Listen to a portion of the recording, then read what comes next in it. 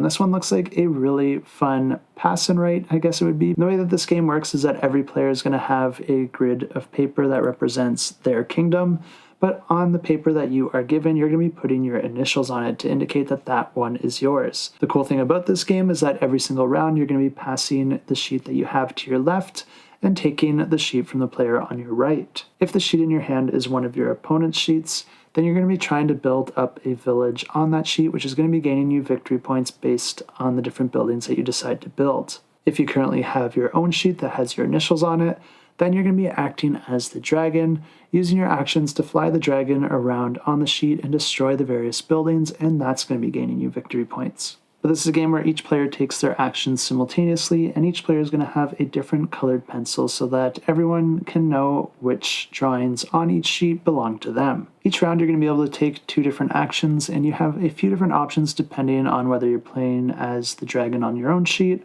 or as a builder on one of your opponent's sheets. If you have one of your opponent's sheets, the different actions you have to choose from is to build a tower to defend a village, build a house near some towers, which will gain you victory points multiplied by the number of towers nearby, or to build a shop, which will gain you victory points multiplied by the nearby houses. Instead of building any of those, you can also use an action to attack a dragon within range from one of your towers that you've already built. But if you choose this action, you can only do it once, and it has to be done before any of the other build actions.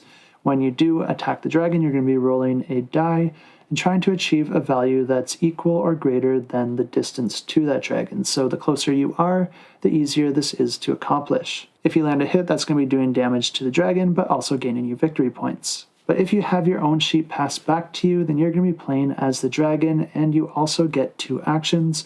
But in this case, your different options are either to move up to 3 spaces, and whenever you do that, you're just going to be drawing a line indicating the path of destruction behind you. Or instead, you can move 1 space and then destroy anything in an adjacent space. And when you destroy something, that's going to be gaining you victory points. Or instead, you can stay where you are and breathe fire in any direction.